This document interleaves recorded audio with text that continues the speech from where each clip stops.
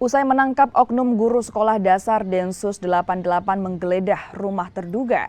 Dari dalam rumah juga disita sejumlah barang bukti seperti telepon seluler, 2 laptop serta buku paham radikal. Selain terduga, polisi juga meminta keterangan dari istri terduga.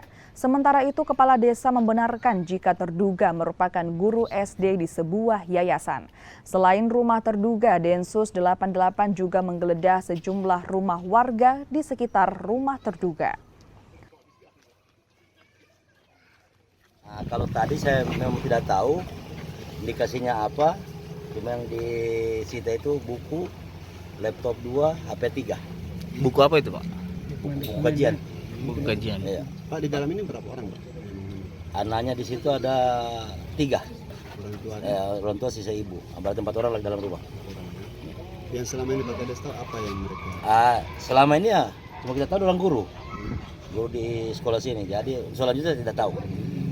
Kalau dari penyampaian dari polisi tadi apa yang? Oh, tidak ada penyampaian. Tidak ada penyampaian. Hanya di situ dijelaskan kita hanya meminta ini. Untuk keterkaitan kita tidak tahu apa kemana kita tidak tahu.